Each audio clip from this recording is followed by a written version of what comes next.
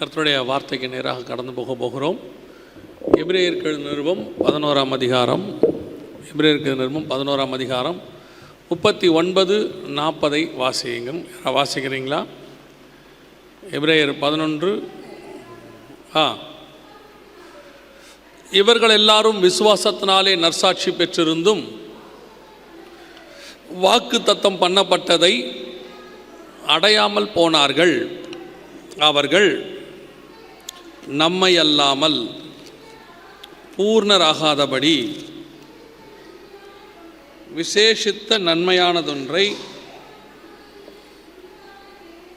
தேவன் நமக்கென்று முன்பதாக நியமித்திருந்தார்.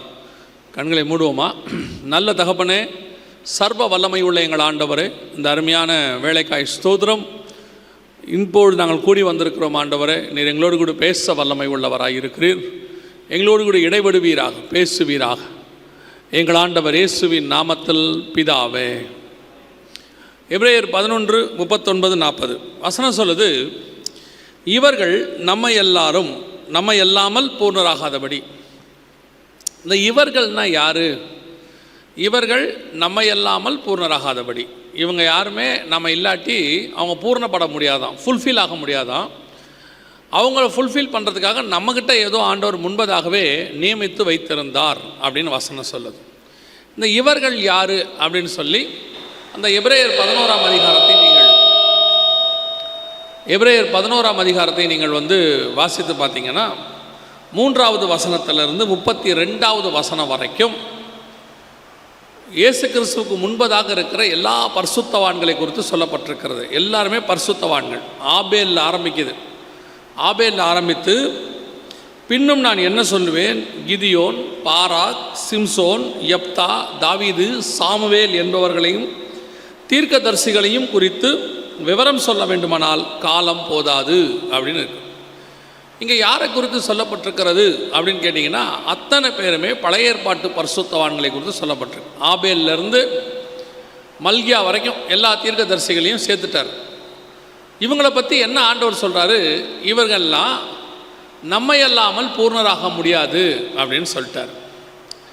அப்போ இவங்கெல்லாம் பாவிகளா? நம்மை அல்லாமல் பூர்ணராக முடியாதுன்னா இவங்கெல்லாம் பாவிகளாக இருக்கிறாங்களா அப்படின்னு கேட்டிங்கன்னா, அதுக்கு தான் அந்த முந்தின வசனத்தை வாசித்தோம். இவர்கள் எல்லாரும் விசுவாசத்தினாலே நற்சாட்சி பெற்றும் அப்படின்னு இருக்கு. இவர்கள் எல்லாரும் விசுவாசத்தினாலே நற்சாட்சி பெற்றும் அப்படின்னு இருக்கு. அப்படின்னா இவங்க எல்லாம் பாவிகள் கிடையாது. இன்னும் சொல்ல போனால் இவர்கள் எல்லாரும் விசுவாசத்தினாலே நற்சாட்சி பெற்றவர்கள், பழைய ஏற்பாட்டு பரிசுத்தவான்கள். ஆபேலை பற்றி சொல்லுது, ஆபேலின் ரத்தம் பேசுவதை பார்க்கிலும் நலமானதை பேசும் ரத்தம் அப்படின்னு. அடுத்து நோவா, அதுக்கு முன்னாடி ஏனோக்கு, எல்லாம் இருக்காங்க அந்த வரிசையில். நீங்கள் 11ஆம் அதிகாரத்தை வாசிச்சிங்கன்னா தெரியும். ஏனோக்கு எடுத்துக்கொள்ளப்பட்ட ஏனோக்குன்னு வசனம் சொல்லுது. நோவா தற்காலத்தில் காணாதவைகளை விசுவாசத்தில் கண்டான் அப்படின்னு இருக்கு. அதற்கு பிறகு ஆபிரகாம் விசுவாசத்தின் தகப்பன் அப்படின்னு நம்ம சொல்கிறோம். அதுக்கு பிறகு யாக்கோபே உன் கூடாரங்கள் எவ்வளவு அழகாக இருக்கிறது என்று வசனம் சொல்லுது. அதற்கு பிறகு யோசேப்பு கனி தரும் செடி அப்படின்னு இருக்கு. அப்புறம் மோசே என் வீட்டில் எங்கும் உண்மை உள்ளவன் அப்படின்னு இருக்கு. அதற்கு பிறகு தாவீது என் இருதயத்துக்கு ஏற்றவனாய் கண்டேன் அப்படின்னு இருக்கு. நடுவில் யோபு உத்தமனும் சன்மார்க்கனும் நீதிமான் ஒருவனும் அவனை போல் இல்லை அப்படின்னு இருக்கு. அதுக்கு பிறகு தீர்க்கதரிசிகள் தானியேல், அவனை குறித்து சொல்லுது, என் பிரியமான புருஷனாகிய தானியேலே அப்படின்னு இருக்கு. இவங்க அத்தனை பேரும் தேவனிடத்திலிருந்து நற்சாட்சி பெற்றவர்கள். ஆண்டவர் சும்மா சொல்லலை. இவங்களுடைய வாழ்க்கையை பார்த்துட்டு, இவங்க வாழ்ந்த வாழ்க்கை, இவங்க மினிஸ்ட்ரி எல்லாத்தையும் பார்த்துட்டு இவர்கள் நற்சாட்சி பெற்றவர்கள். இன்னொன்று கொஞ்சம் பழைய ஏற்பாட்டை வாசித்து பார்த்தீங்கன்னா, மோசேக்கு முகமுகமாய் சந்திக்கிறேன்கிறார். என்னை நான் ஒரு நண்பனை போல, சிநேகிதனை போல பேசுகிறேங்கிறார். யோசுவா பற்றி வசனம் சொல்லுது, அவன் சூரியனை நிறுத்தும் போது அதற்கு முன்பாகவும் பின்பாகவும் மனுஷனுடைய வார்த்தையை கர்த்தர் கேட்டார். அதுக்கு முன்னாடி பின்னாடி அப்படி இல்லைன்னு இருக்கு. இப்போ யோசித்து பாருங்க, இவர்கள் எல்லாருமே நீதிமான்கள், பரிசுத்தவான்கள். இவங்களோட கம்பேர் பண்ண நாம் ஒன்றுமே இல்லை. இப்போ நமக்கு ஒரு சுயநீதி இருக்குது. நான் யார் தெரியுமா, நான் இன்னாருடைய குடும்பம், இத்தனை ஆண்டு கால கிறிஸ்தவம், பரம்பரை கிறிஸ்தவம், எங்களுக்குன்னு ஒரு பாரம்பரியம் இருக்குது, நான் இந்த சர்ச்சில் மெம்பர், எங்கள் அப்பா அந்த காலத்திலேயே அந்த வாரி சர்ச்சில் இருந்தவர், எங்கள் தாத்தாலாம் அந்த காலத்திலே வயலின் வாசித்தவர், எங்கள் கொள்ளு தாத்தா அந்த காலத்திலேயே ஆர்கன் போட்டவர், இப்படின்னு சொல்லி நம்ம எல்லாருக்குமே ஒரு எண்ணங்கள் இருக்கு. ஆனால் இவர்களை குறித்து வசனம் சொல்லுது நற்சாட்சி பெற்றவர்கள். ஆனால் 39 வசனம் சொல்லுது வாக்கு தத்தம் பண்ணப்பட்டதை அடையாமல் போனார்கள். இவ்வளவு செஞ்சோம், அவங்க எங்கே போயிட்டாங்களா? வாக்கு தத்தம் பண்ணப்பட்டதை அடையலாமா? அவங்களுக்கு என்னமோ கர்த்தர் ஒன்று சொன்னாராம், தரேன்னு சொன்னாராம். அந்த தரேன்னு சொன்ன விஷயத்தை அவர்களுக்கு பெறாமல் போய் விட்டார்களாம். வாக்கு தத்தம் பண்ணப்பட்டதை அடையாமல் போனார்கள். அவங்களுக்கு ஆண்டவர் என்ன தரேன்னு சொன்னார் அப்படின்னு பார்த்தீங்கன்னா வசனம் சொல்லுது 15-16, தாங்கள் விட்டு வந்த தேசத்தை நினைத்தார்களானால் அதற்கு திரும்பி போவதற்கு அவர்கள் சமயம் கிடைத்திருக்குமே, அதை அல்ல, அதிலும் மேன்மையான பரமதேசத்தையே நாடினார்கள். ஆகையால் தேவன் அவருடைய தேவன் எனப்பட வெட்கப்படுகிறதில்லை, அவர்களுக்கு ஒரு நகரத்தை ஆயத்தம் பண்ணினாரே. அவங்களுக்கு ஆண்டவர் ஒரு நகரம் தரேன்னு சொன்னாராம், சிட்டி. நம்மளாம் பாருங்க, ஆண்டவர் ஒரு வீடு கொடுக்குறனாரே நமக்கு அவ்வளோ சந்தோஷம். அதுவும் ஜனவரி மாதம் 1ஆம் தேதி காத்திருப்போம், வாக்குத்தத்தம் என்ன வரப்போதோ அப்படின்னு. ஒரு ஊழியக்காரரை போய் பார்த்தா, தீர்க்கதரிசியை பார்த்துட்டா ஏதாவது ஆண்டவர் சொல்வாரா, அப்படியே அவர் மூலமாக ஏதாவது ஒரு வார்த்தை சொல்லிடுவாரா, ஒரு லேண்டு கிடைக்குமா, வீடு கிடைக்குமா, அப்படி ஒரு எண்ணம். நம்ம எல்லாருக்குமே ஒரு கனவு இருக்குது. என்ன கனவுனா, சாகரத்துக்குள்ளே சொந்த வீடு கட்டிடணும். இதுதான் நம்மளுடைய எக்ஸ்ட்ரீம் கனவு. அதில் வேறு நம்ம என்ன சொல்லுவோம், சொந்த வீட்டில் சாகணும். ஏன் வாடகை வீட்டில் செத்தா புதைக்க மாட்டாங்களான்னா தெரியாது.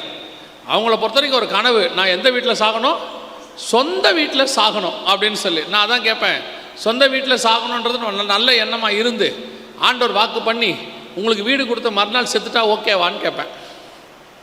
அதுக்கு ஒன்று சொல்லுவாங்க, அந்த வீட்டில் கொஞ்ச நாள் வாழ்ந்து பார்க்கணும் அப்படின்னு. நம்ம எல்லாருக்குமே எக்ஸ்ட்ரீம் கனவு என்ன இந்த உலகத்தில்? மேக்சிமம் என்ன? ஒரு சொந்த வீடு. எவ்வளோ பெருசு இருக்கணும்? ஒன்றும் பெருசு இல்லைங்க, ஒரு அரை கிரவுண்டு 1200 ஸ்கொயர் ஃபீட்டு, மிஞ்சி போச்சுன்னா 2400 ஸ்கொயர் ஃபீட்டு, அதுக்கு நடுவில் ஒரு 1200 ஸ்கொயர் ஃபீட்டில் வீடு, 2 பெட்ரூமு, பின்னாடி தோட்டம், முன்னாடி கார் பார்க்கிங்கு, இது இருந்தால் போதும், அவ்வளோதான்.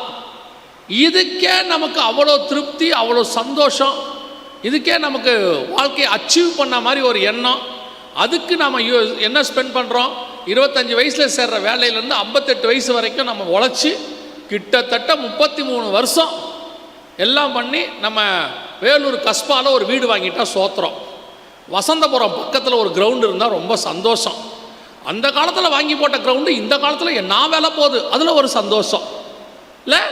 நம்மளுடைய மொத்த சந்தோஷமே ஒரு 1200லேருந்து 2400 ஸ்கொயர் ஃபீட்டுக்குள்ளே தான் இருக்குது, அவ்வளோதான் மொத்தமே. ஆனால் வசனம் சொல்லுது, அவர்களுக்கு கர்த்தர் ஒரு நகரத்தை ஆயத்தம் பண்ணினார், சிட்டி. எந்த சிட்டி?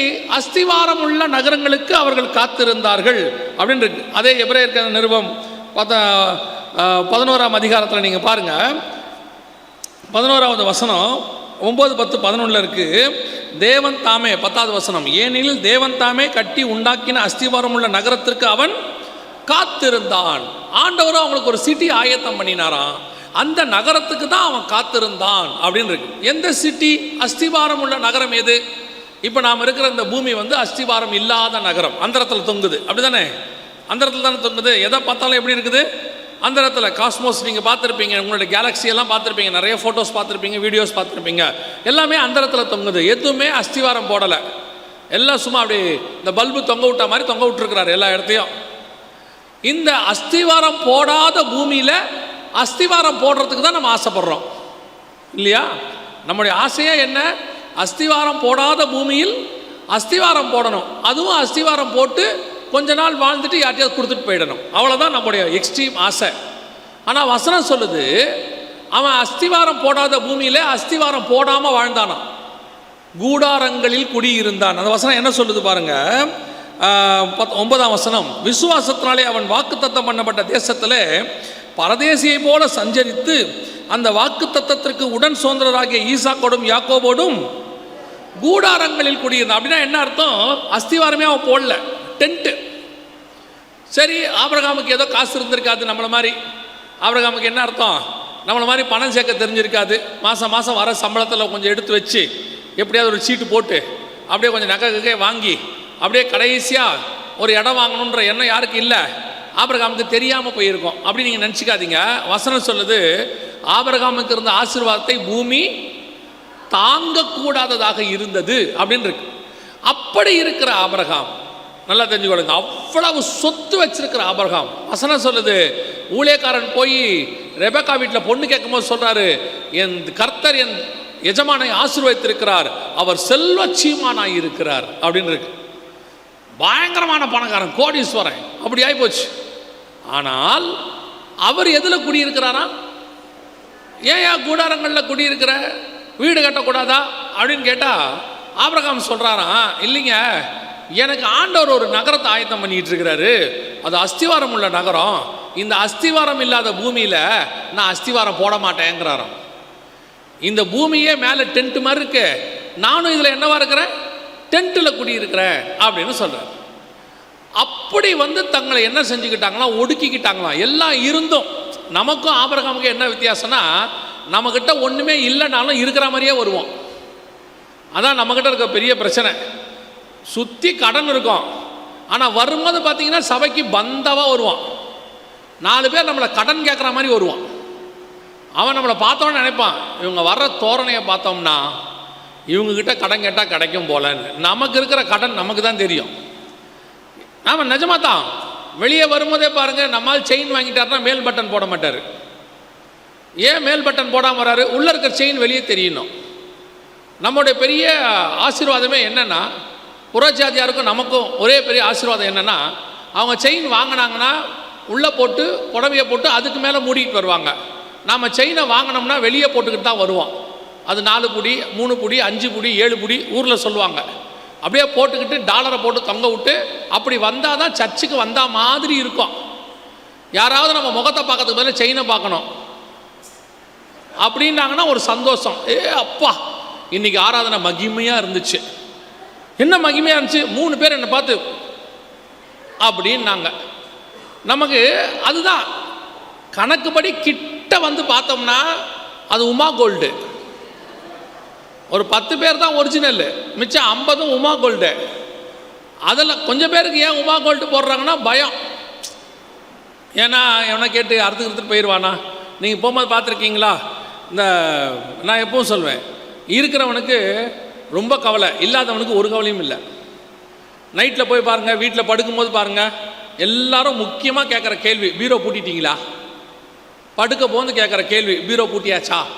யார் வீட்லேயும் பாருங்கள், உள்ள நல்ல நகை இருக்கிறவங்க வீட்டில் பீரோவில் சாவி இருக்கவே இருக்காது. அந்த உள்ளாக்கரை பூட்டி, லாக்கருக்குள்ளே உள்ளாக்கர்னு ஒன்று இருக்கும் சைடில், இப்படி ஒன்று, அது உள்ள சிவப்பு கலரில் குட்டி குட்டியாக பெட்டி இருக்கும். அந்த குட்டி குட்டி பெட்டியெல்லாம் கொஞ்சம் கொஞ்சம் இருக்கும். அந்த சைடு லாக்கரை பூட்டி, மெயின் லாக்கரை பூட்டி, பீரோவையும் பூட்டி, சாவி எங்கே இருக்கும் படுக்கும்போது? தலகாணிக்கு அடியில். எதுக்கு தெரியுமா? காரணம் தெரியுமா? திருட வரவன் என் தலையை வெட்டிட்டு அப்புறமா சாவி எடுத்துக்கிட்டோம். அது வரைக்கும் அந்த சாவியை நான் கொடுக்கவே மாட்டேன். அதுவும் அந்த மருமக அந்த சாவியை பார்த்துக்கிட்டே இருக்கும் 10 வருஷமாக, இது எப்போ தான் நம்ம கைக்கு வருமோ. அதுவும் கொடுக்க மாட்டாங்க. அப்படியே தலகாணி மேலே இப்படி தான் படுத்திருப்பாங்க. அதை விட பெரிய கொடுமை, ஊருக்கு கிளம்பும்போது பார்த்துருக்கீங்களா? அவங்களுக்கு இருக்க பெரிய பிரச்சனையே அந்த நகையை என்ன பண்ணிட்டு போகலாம், எடுத்துகிட்டு போகலாமா, வச்சுட்டு போகலாமா, இல்லை பக்கத்து வீட்டில் கொடுத்துட்டு போகலாமா? நகை ரொம்ப வச்சுருக்கோமே, திருடங்கிற எடுத்துக்கிட்டா கடைசியாக ஒரு முடிவு எடுப்பாங்க, நம்ம எதுக்கும் பேக்கில் போட்டு கையிலேயே வச்சுப்போம், அதான் சேஃப்டி. இந்த ட்ரெயினில் வரும்போது பார்த்துருக்கீங்களா? இந்த ஆள்கிட்ட நகை இருக்குங்கிறது திருடனுக்கு நல்லா தெரிஞ்சிடும். ஏன்னா அங்கே உட்காந்துருக்கிற தோரணையிலேயே பேக்கை போட்டு கையில் பிடிச்சி இப்படியே உட்காந்துருப்பாங்க. பாத்ரூம் போனாலும் இப்படியே போவாங்க, டீ குடித்தாலும் இப்படியே குடிப்பாங்க, நைட்டு பர்த்தில் தூங்கும் போது இப்படியே தான் தூங்குவாங்க. அப்படி வச்சுக்கிட்டு மனசு பக்குங்குது.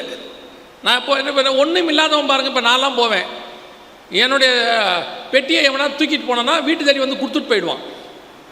சார் பெட்டியில் மோசமான 4 விஷயம் இருக்குதுன்னு நாங்கள் வச்சுக்கோங்க, நான் தோச்சி கொடுக்க முடியாது உங்களுக்கு பனியனை, நீங்களே வச்சுக்கங்கன்னு கொண்டு கொடுத்துட்டு போயிடுவான். இல்லாதவனுக்கு கவலையே இல்லை. நமக்கு இருக்குதோ இல்லையோ ஆனால் பந்தாவாக வருவான். ஆனால் ஆபிரகாம் எப்படியாமா, அவன் செல்வச்சீமான். ஆனால் அவனை குறித்து வேதம் சொல்லுகிறது, தங்களை அந்நியரும் பரதேசிகளும் என்று அறிக்கையிட்டு. அந்த வசனம் அவ்வளோ அழகாக இருக்குது பாருங்க. பூமியின் மேல் தங்களை அந்நியர்களும் 13வது வசனம், இவர்கள் எல்லாரும் வாக்குத்தத்தம் பண்ணப்பட்டவைகளை அடையாமல் தூரத்தில் அவைகளை கண்டு நம்பி அணைத்து கொண்டு பூமியின் மேல் தங்களை அந்நியரும் பரதேசிகளும் என்று அறிக்கையிட்டு விசுவாசத்தோடே மறைத்தார்கள். நம்ம எல்லாம் என்ன சொல்றோம்? ஆபிரகாமின் ஆசீர்வாதம் வேணும், ஆபிரகாமின் ஆசீர்வாதம் வேணும். ஆண்டவர் சொல்லியிருக்கிறாரு. ஆண்டவர் சொல்றாரு, ஆபிரகாமோட ஆசீர்வாதம் உனக்கு தரேன், நான் இல்லைன்னே சொல்லல. ஆபிரகாம் எப்படி வாழ்ந்தான்னு பாருங்க. எல்லாம் இருந்துச்சான். அந்நியரும் பரதேசியும் என்று அறிக்கையிட்டு. அந்நியர்னா ஃபாரினர், பரதேசி. அந்நியர்னா ஸ்ட்ரேஞ்சர், பரதேசினா ஃபாரினர். நான் இந்த பூமிக்கு ஸ்ட்ரேஞ்சர். ஸ்ட்ரேஞ்சர்னா அப்படி சும்மா வந்துட்டு போகிற ஆள், யாரோ ஒரு ஆள் மாதிரி இருக்கிறேன் இந்த பூமியில். பரதேசினா ஃபாரினர், நான் இந்த ஊருக்கு சும்மா ட்ரிப்பு வந்திருக்கிறேன், என்னுடைய வேலையை முடிச்சுட்டு நான் போயிடுவேன்.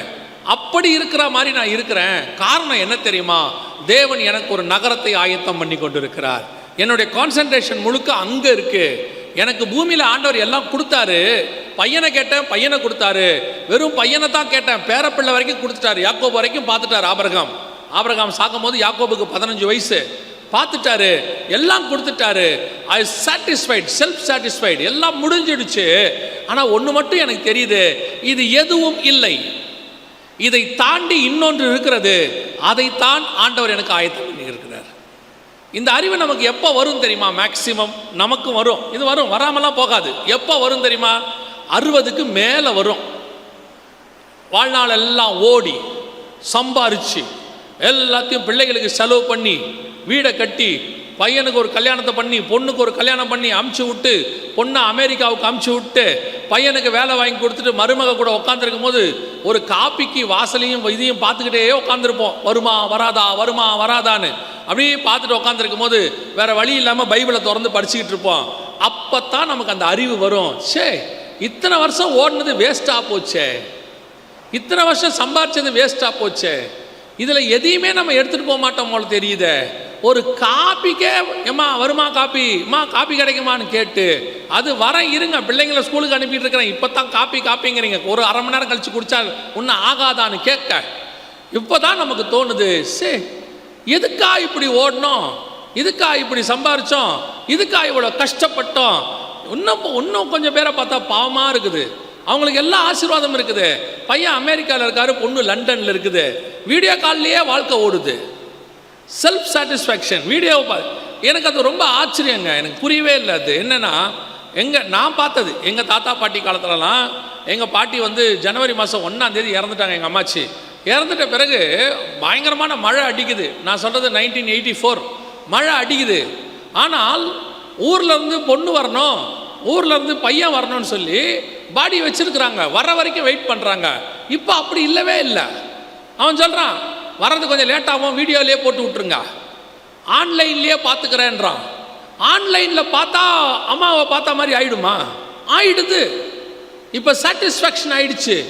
வீடியோ காலில் பார்த்தா அம்மாவை பார்த்த மாதிரி ஆயிடுச்சு, வீடியோ காலில் பார்த்தா அப்பாவை பார்த்த மாதிரி ஆயிடுச்சு.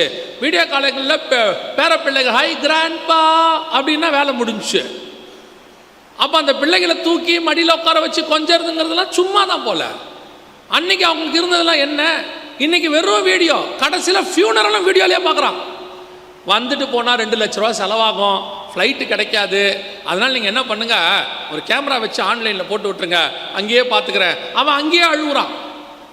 அப்பாவுக்கு கேட்குமான்னு தெரில. இப்போ எங்கே அமெரிக்காவில் அழுகுறான். அப்போ படுத்துருக்கிற அப்பா கண்ணாடி பெட்டிக்குள்ளே இருக்கிறார், எப்படி கேட்கும்?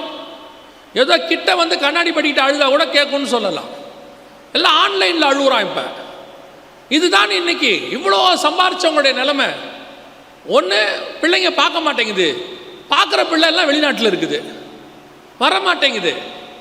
கடைசியில் பார்த்தா பாவமாக இருக்குது. யாரோ கொண்டு போய் அடக்கம் பண்ணுறாங்க, யாரோ கொண்டு போய் அடக்கம் பண்ணுறான். அப்புறம் என்ன ஆஸ்தியை சேர்த்து வைத்தான் வாரிக்கொள்வார் யாரோ என்பதை அறியாது இருக்கிறாங்கிற வசனம் 100% நிறைவேறுது பாருங்க. வசனம் அப்படி தான் இருக்குது. இன்றைக்கி அப்படி தான் நடந்துட்டு இருக்குது எல்லாருக்கும். அப்போது ஆபிரகாமுக்கு நல்லா தெரிஞ்சு போச்சு, இவ்வளோ சம்பாரிச்சோம், இவ்வளோ வச்சுக்கிட்டு இருக்கிறோம், இது இல்லை சாமி, இதெல்லாம் இல்லை, இது கிடையாது, வேற ஒன்று எனக்கு வச்சிருக்கிறார் ஆண்டவர். அஸ்திபாரம் உள்ள நகரத்தை எனக்கு கட்டி கொண்டிருக்கிறார், அதுதான் எனக்கு நியமிக்கப்பட்டது. 175 வயசு வாழ்கிற ஆபிரகாமுக்கு தெரிகிற அறிவு நமக்காவது பரவாயில்ல, 60வது வயசில் வந்துருச்சு, 70வது வயசில் வந்துருச்சு. ஆனால் ஆண்டவர் என்ன சொல்கிறார் தெரியுமா?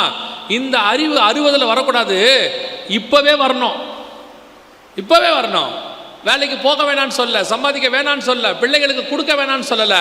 இதெல்லாம் ஒரு பக்கம் நடந்துக்கிட்டே இருக்கட்டும். நடக்கும்போது ஒன்று தெரியணும், இது நிரந்தரமானது அல்ல. இதற்காக நான் இவ்வளவு ஓட்டம் ஓடுகிறதில்லை. நான் வாழுகிற வாழ்க்கை இங்கே இருக்கிற 70க்கு இல்லை, நான் வாழுகிற வாழ்க்கை அங்கே இருக்கிற நித்தியத்துக்கு. இது அவனுக்கு தெரியுது ஆபிரகாமுக்கு. அதை அல்ல, அதிலும் மேன்மையான பரமதேசத்தையே அவர்கள் நாடினார்கள். அஸ்திவாரம் உள்ள நகரம். எது அஸ்திவாரம் உள்ள நகரம்? 21ஆம் அதிகாரம் வெளிப்படுத்தின விசேஷம் 13-14 வசனம் சொல்லுது, அந்த நகரத்திற்கு 12 அஸ்திபார கற்கள் இருந்தன, அவைகளின் மேல் அப்போஸ்தலருடைய நாமங்கள் எழுதப்பட்டிருந்தது அப்படின்னு இருக்கு. எது அஸ்திபாரம் உள்ள நகரம்? புதிய எருசலேம், நியூ ஜெருசலேம். என்ன சொல், வாக்குத்தத்தம் பண்ணப்பட்டதான நகரம் வருது. அதுக்கு தான் அவங்க காத்திருந்தாங்களாம். ஆனால் என்ன கொடுமை பாருங்க, அந்நியரும் பரதேசியம்னு அறிக்கையிட்டு இருக்கிறான். ஒரு ஃபாரினரும் ஸ்டேஞ்சர் மாதிரி வாழ்ந்துருக்கிறான். ஒரு வீடு கூட கட்டலையாம் ஆபிரகாம். ஆபிரகாமும் வீடு கட்டல, ஈசாக்கும் வீடு கட்டல, யாக்கோபு மட்டும்தான் வீடு கட்டினாரு. கட்டிட்டு வீட்டை விட்டுட்டு திருப்பி கூடாரத்துக்கு போயிட்டார். வர வழியில் ஒரு வீடு கட்டுவார், அந்த வீட்டை விட்டுட்டு கூடாரத்துக்கு போயிடுவார். இவங்க எல்லாம் ஏழைங்களான்னு பார்த்தீங்கன்னா, ஈசாக்கை பற்றி வசனம் சொல்லுது, அவன் வர வர பலத்து ஐஸ்வர்யவனானான்னு இருக்கு. யாக்கோபை பார்த்து வசனம் சொல்லுது, நான் வெறும் கோலும் கையுமாய் வந்தேன், 2 பெரு பரிவாரங்கள் எனக்கு தந்திருக்கிறீர். அவன் ஏசாக்கிட்ட சொல்கிறான், தேவனாகிய கர்த்தர் என்னை அபிரதமாய் ஆசீர்வச்சிருக்கிறாரு அப்படின்னு சொல்லி. அவனா ஒன்றும் இல்லாதவன்லாம் கிடையாது. இன்னும் கேட்டால் அவனோட கம்பேர் பண்ண நம்ம தான் ஒன்றும் இல்லாதவங்க. ஒரு வீடு கட்டுறதுக்கு நம்ம இஎம்ஐ போட்டு லோனு போட்டு அல்லோலப்பட்டு கவலைப்பட்டு கஷ்டப்பட்டு ஒரு வீடு கட்டு. ஒரு வீடை கட்டுறதுக்கு நம்ம படுற பட்டு எத்தனை பட்டு, கஷ்டப்பட்டு பாடுபட்டு லோனை கட்டு, எல்லாம் கட்டி கடைசியாக ஒரு வீடு கட்டு. அவன் பாருங்க செல்வ சீமான். ஆனால் வசனம் சொல்லுது கூடாரங்களில் குடியிருந்தான். எதனால? என்ன, நான் பேசுறது ஸ்பிரிச்சுவல். எதற்காக அவன் கூடாரங்களில் குடியிருந்தான்? அவனுக்கு தெரியுது இது இது இது ஒரு டெம்பரவரி. என்ன கட்டினாலும் இது டெம்பரவரி. எவ்வளோ பெரிய மகா பாபிலோன் கோட்டை கட்டினாலும் கீழே விழும். எப்பேற்பட்டதான எருசலேம் தேவாலயம் கட்டினாலும் கீழே விழும். எவ்வேற்பட்டதான எருசலேம் அலங்கத்தை கட்டினாலும் அது கீழே விழும். நினிவே பட்டணம் கீழே விழும், எரிகோ கீழே விழும். எதை வேணாலும் அந்த பூமியில் கட்டுங்கள், ஒரு நாள் கீழே விழும். நம்ம என்ன நினச்சிக்கிறோம், இப்போ நம்ம கட்டுற வீடுகள்லாம் நம்ம மைண்டில் என்ன தெரியுமா, காலகாலமாய் லாங்கோ சோலாங்கோ 300 வருஷம் கழித்து நம்மளுடைய வீடானது சீன பெருஞ்சுவர் போல வெள்ளூரில் நிற்கும் என்று நினைத்து கொண்டிருக்கிறீர்கள். நோ சான்ஸ், நிற்கவே நிற்காது. அது நமக்கு அப்புறம் 3 தலைமுறை இருந்துட்டா பெரிய விஷயம். ஹைவேஸ் போடும்போது எத்தனை வீடு இடிச்சு விட்டாங்க, ஹைவேஸ் போடும்போது எத்தனை மரத்தை இடிச்சு விட்டாங்க, சர்வசாதாரணமாக போயிடுச்சு எல்லாம். அப்போ இந்த உண்மை ஆபிரகாமுக்கு நன்றாய் தெரிகிறது. இல்லை இது இல்லை, இதுக்கு மேலே வேற ஒன்று இருக்குது. அஸ்திபாரம் உள்ள நகரம். தூரத்தில் அவைகளை கண்டு நம்பி அணைத்து கொண்டு வரப்போது வரப்போது வரப்போதுன்னு இருந்தானாமா. சீக்கிரம் வரும், நான் ஓட்டத்தை முடிச்சா நான் அங்கே போயிடுவேன் அங்கே போயிடுவேன்னு இருந்தானாமா. ஆனால் வசனம் சொல்லுது வாக்கு தத்தம் பண்ணப்பட்டதை அடையாமல். அதான் ரொம்ப முக்கியம். அந்த 13வது வசனம், இவர்கள் எல்லாரும் வாக்கு தத்தம் பண்ணப்பட்டதை அடையாமல். 39வது வசனம், வாக்கு தத்தம் பண்ணப்பட்டதை அடையாமல் போனார்கள். ஏன் போன, ஏன் கிடைக்கல? இவ்வளவு இருந்தாங்களே, இவ்வளவு சாக்ரிஃபைஸ், இவ்வளவு தங்களை வருத்தி கொண்டார்கள். நீங்கள் நினைக்கிறீங்களா கூடாரத்தில் குடியிருந்தாங்கிறது சாதாரணம் நினைக்கிறீங்களா? யோசிச்சு பாருங்க. வெள்ளூரில் இப்போ 2024 இந்த மார்ச் மாதம் வெயில் எப்படி இருக்கு? எப்படி இருக்கு வெயில்? தமிழ்நாட்டிலே அதிகமாமா, தமிழ்நாட்டிலேயே அதிகம் வெயில். இதுக்கு பேர் வெய்யலூர்னு பேர், அதான் வேலூர் ஆயிடுச்சு. தமிழ்நாட்டில் இதுக்கு பேர் என்னது? வெய்யலூர். ஒரிஜினல் பேர் வந்து வெய்யலூர். இதுக்கு பின்னாட்கள் அது வேலூர் ஆயிடுச்சு. தமிழ்நாட்டிலே அதிகம், அவ்வளோ வெயில் அடிக்குது. ஆனால் கல் வீடு, மேலே தளம், கீழே தரை, ரூமில் ஏசி, எல்லா ரூம்லேயும் ஃபேனு. இப்படி உக்காந்துக்கிட்டு சொல்கிறோம், பா முடியலப்பா, ஆவலப்பா, என்ன வெயில் சொல்கிறீங்க. அவன் எங்கே இருந்தால் தெரியுமா? கூடாரத்தில், அரேபியா பாலைவனத்தில். அவன் கூடாரத்தில் குடியிருந்தானா வெனிஸ் நகரத்தில் இல்லை, கூடாரத்தில் குடியிருந்தானா அவன் நியூயார்க்கில் இல்லை, அவன் கூடாரத்தில் குடியிருந்தானா நார்வேல இல்லை. எங்கே இருந்தால் தெரியுமா? கூடாரத்தில் அரேபியாவிலிருந்து இஸ்ரவேலுக்கு போகிற வழியில் வனாந்திரத்தில் இருந்தான், பாலைவனத்தில் ஏன் கூடாரத்தில் குடியிருக்கிற, யோ இவ்வளோ சொத்து வச்சுக்கிட்டு. இப்போ நம்மளை சொல்லுவான் பாருங்க, எல்லாரும் சொல்லுவாங்க நம்மளை பார்த்து, இவ்வளோ வச்சுருக்கிறீங்க, ஒரு ஏசி கூட போடாமல் எதுக்குங்க இவ்வளோ காசு வச்சுருக்கிறீங்க, நல்ல ஏசியாக 5 ஸ்டாரை வாங்கி போடுங்க சொல்கிறாங்க தானே. ஆபிரகாம்கிட்ட சொல்லியிருப்பாங்கல்ல, ஏன் இப்படி இருக்கிற, நல்ல ஒரு வீடை கட்டிட்டு வந்துட்ட இஸ்ரவேலுக்கு, ஏதோ ஒரு நல்ல இடமா பார்த்து அப்படியே ஓரமாக கார்னர் பில்டிங்காக பார்த்து ஒரு வீடை கட்ட வேண்டியது தானே, சொல்லாமல் இருந்திருப்பாங்களா? ஏன்னா அவன் காலத்தில் எத்தனை பேர் வீடு கட்டிட்டாங்க தெரியுமா? அவனுக்கு முன்னாடியே காயின் பட்டணத்தையே கட்டிட்டான், சிட்டி. ஆபிரகாம்கிட்ட சொல்லியிருக்க மாட்டாங்களா? சொல்லியிருப்பாங்க. ஆபிரகாம் என்ன தெரியுமா சொல்லியிருப்பாரு, நீங்கள் வீடு கட்டுவதற்கும் நான் கட்டுவதற்கும் வித்தியாசம் இருக்கிறது. நான் கூடாரங்களில் குடியிருப்பதற்கு ஒரு காரணம் இருக்கிறது. நான் டெம்பரவரி, எப்போ என்னை தேவன் கூப்பிட்டாலும் அந்த கூடாரத்தை கூட்டிகிட்டு போயிடுவேன். அப்போது ஆபிரகாம் உன் பையனுக்கு அவர் இன்னொரு கூடாரத்தில் இருக்கிறாரு. அப்படியா? அவர் ஏன் கூடாரத்தில் இருக்கிறாரு? அவரை எப்போ கூப்பிட்டாலும் அவரும் போயிடுவார். அப்போ உன் பையனுக்கு வீடு வேணாமா? என் பையனுக்கு வீடு வேணா அவன் கட்டிப்பான், அவன் வேணா அவன் கட்டிப்பான். அப்போ உன் பேர பிள்ளைகளுக்கு அவன் கட்டிப்பான். நம்ம பையனையும் பேர பிள்ளையும் சோம்பேறி ஆக்கிட்டு இருக்கோம். நம்ம எல்லாரும் பையனுக்கு வீடு கட்டி கொடுத்துட்டு பேர பிள்ளைக்கு வீடு கட்டி கொடுத்துட்டோம். அவங்க 2 பேரும் என்ன பண்ணுவாங்க? அவங்க 2 பேரும் அதை உட்காந்து அழிச்சிட்டு இருப்பாங்க உட்காந்து. ஏன்னா அதான் வீடு கட்டுற வேலை இல்லையே, நம்மளே முடிச்சிட்டோமே, கஷ்டப்பட்டு முடிச்சிட்டோமே, அவங்களே அழிச்சிட்டு இருப்பாங்க. அப்போ ஆபிரகாம் சொல்கிறாரு, அவன் கட்டிப்பான். நீ ஏன் கூடாரத்தில் இருக்கிற? எப்போ கர்த்தர் கூப்பிட்டாலும் ஓடி போயிடுவேன். I am in a temporary tent son, I am living in a tent. Reason at any time, at any cost, if the call from the heaven, நான் இங்கே டிபார்ட் ஆகிடுவையா, எனக்கு இதுக்கு சம்மந்தம் இல்லை. ஆனால் வசனம் சொல்லுது, அப்படி ஒரு டெடிகேஷனோட வாழ்ந்தவனுக்கு வாக்கு தத்தம் பண்ணப்பட்டதை அடையாமல் போனார்கள். இவ்வளவு டெடிகேஷனாக இருந்தவனுக்கே கிடைக்கலையாமா. அப்போ கிடைக்கிறதுக்கு என்ன பண்ணணுங்க அப்படின்னு கேட்டிங்கன்னா, 40வது வசனம் சொல்லுது, அவர்கள் நம்மை அல்லாமல் பூர்ணராகாதபடி விசேஷித்த நன்மையானதொன்றை தேவன் நமக்கென்று முன்பதாக நியமித்தார். என்னங்க சொல்கிறீங்க, புரியலையே? அவங்க எல்லாரும் இப்போ எங்கே இருக்கிறாங்க தெரியுமா? இயேசு வர்ற வரைக்கும் அவங்க எங்கே இருந்தாங்க அப்படின்னு கேட்டிங்கன்னா, மேல் பாதாளம் அப்படிங்கிற இடத்துல இருந்தாங்க. இயேசு சொல்கிறாரு, லாசருவை கொண்டு போய் எங்கே விட்டாங்களாம்? ஆபிரகாமின் மடியிலே விட்டார்கள். இவ்வளவு டெடிகேஷனாக வாழ்ந்த ஆபிரகாம் எங்கே இருந்தார்? மேல் பாதாளத்தில் இருந்தாராம். ஏங்க பாதாளத்தில் இருந்தார்? அதுக்கு ஒரு ரீசன் இருக்கு. அன்னைக்கு மரித்த துன்மார்க்கர் எங்கே இருந்தாங்க தெரியுமா? தாழ்ந்த பாதாளம்னு ஒரு பாதாளம் இருக்குது, அதில் இருந்தாங்க. 2 பாதாளத்துக்கும் நடுவில் பயங்கரமான பிரிவினை இருந்துச்சான். இங்கிருந்து அங்கே பார்க்கலாமா, இங்கிருந்து அங்கே பேசலாமா, ஆனால் ஒருத்தரோட ஒருத்தர் அங்கே இங்கே போக வர முடியாதான் அப்படின்னு இயேசு சொல்கிறார், நம்ம சொல்லலை. ஆபிரகாம் லாசரு சம்பவத்தில் அந்த ஐஸ்வர்யவான் கேட்குறான், எனக்கு கொஞ்சம் தண்ணி கொடுக்க சொல்லுங்கள் லாசருவேன்னு. அப்போ ஆபிரகாம் சொல்கிறாரு, வர முடியாதுப்பா, நீ அங்கே ரொம்ப நல்லா இருந்த, கீழே இருக்கும்போது சூப்பராக இருந்த, ஆனால் அங்கே லாசரு கஷ்டப்பட்டான், இப்போ அவன் நல்லா இருக்கிறான், ஆனால் நாங்களே நினச்சா கூட தண்ணி கொடுக்க முடியாது, 2 பேருக்கு நடுவில் பாதாளம் இருக்குது, பிளவு இருக்கிறது. இவரை நல்ல சாட்சி பெற்று விசுவாசத்தினாலே நற்சாட்சி பெற்றவர்கள் அத்தனை பேரும் வாக்கு தத்தம் பண்ணப்பட்ட புதிய எருசலேமுக்கு போகாமல் மேல் பாதாளத்துக்கு போயிட்டாங்களாம். அந்த மேல் பாதாளத்தில் இருந்தவங்களை தான் இயேசு அவருடைய மரணத்தின் நாளில் வசனம் சொல்லுது, கல்லறைகள் திறக்கப்பட்டன. அந்த கல்லனை பார்த்து இயேசு சொல்கிறாரு, இன்று நீ என்னோடு கூட பரதீசியில் இருப்பாய், பாரடைஸ். அங்கே கூட்டிகிட்டு போயிட்டார்.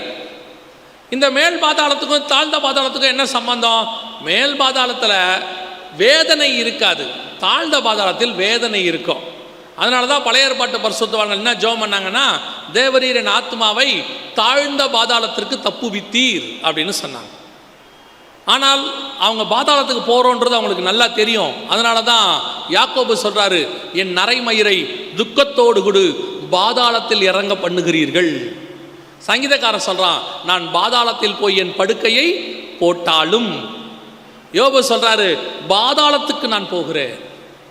அப்படின்னா இவங்க எல்லாருக்கும் தெரியுது, பாதாளத்தில் மேலே ஒரு கொஞ்சம் நிம்மதியான இடம் இருக்கு, ஆண்டவர் அங்கே அனுப்புகிறாரு. ஆனால் வாக்கு தத்தம் பண்ணப்பட்டது புதிய எருசலேம், அது கிடைக்கல. இப்போ நாம் எல்லாம் சொல்கிறோம்ல சர்வ சாதாரணமாக, நம்ம என்ன சொல்கிறோம், பரலோகத்துக்கு போகிறோம் பரலோகத்துக்கு போகிறோன்னு. அந்த மாதிரி பழைய ஏற்பாட்டில் பாருங்கள் எல்லாரும் சொல்கிற வார்த்தை பாதாளத்துக்கு போகிறோம் பாதாளத்துக்கு போகிறோம் பாருங்க.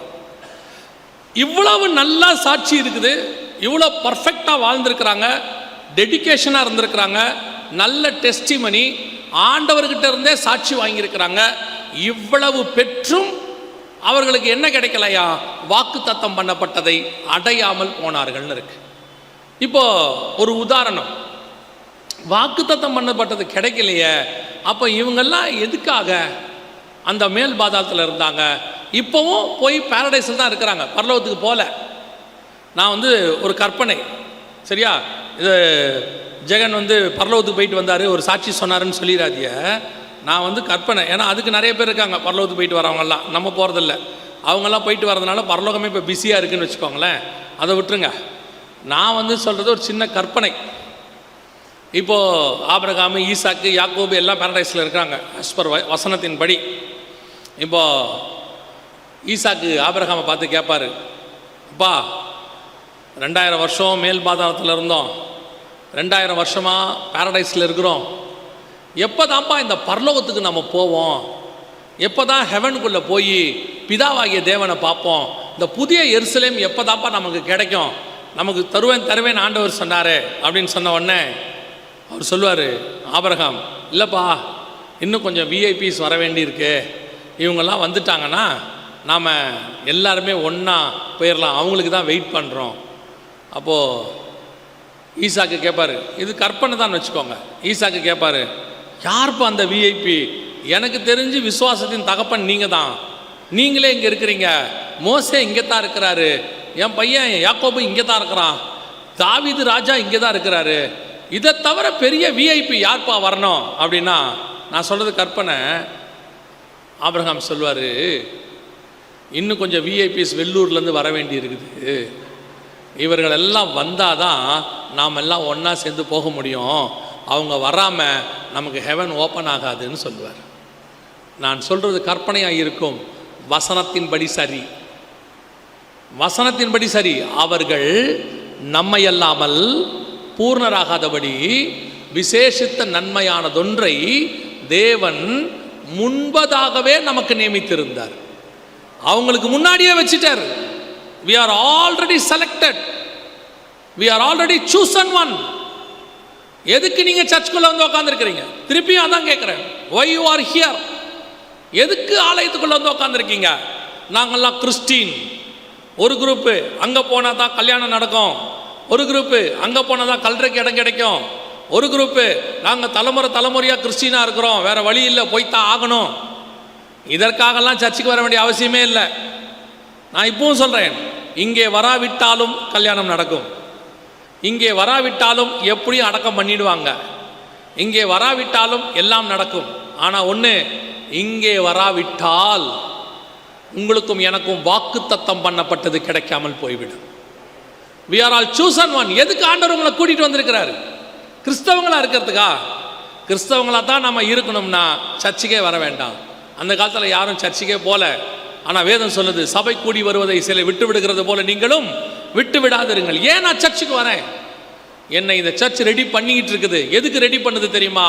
பழைய ஏற்பாட்டில் அவர்கள் ஒரு பரிசுத்தவான்கள் சாட்சி வாங்கினாங்களே, அதை விட மேலான சாட்சி வாங்குவதற்காக என்னை ஆண்டவர் கொண்டு வந்து இங்கே உட்கார வச்சிருக்கிறார். யோசிச்சு பாருங்க, நம்மளில் கொஞ்சம் பேர் சொல்லுவோம்ல, நான்லாம் அந்த காலத்து பியூசிடாமாங்க வீட்டில் உட்காந்துருக்குமாது, அவர் அப்போவே கிராஜுவேட்டு, அது அவர் கொஞ்சம் பெருமையாக தான் சொல்லுவாங்க, நாங்கள்லாம் அப்போவே கிராஜுவேட். ஏன் அதை அப்படி சொல்கிறாங்கன்னா, அன்னைக்கு 100க்கு 95 பேர் படிக்காதவங்க, 5 பேர் தான் படிப்பாங்க. அந்த 5 பேரில் நான் ஒரு கிராஜுவேட் அப்படின்னு அவங்க பெருமையாக சொல்லுவாங்க. நல்லது. ஆனால் அன்னைக்கு கிராஜுவேட் படித்தாங்கல்ல, அந்த பாடத்தை இப்போ 6வது பையனே படித்து முடிச்சிடுறான்.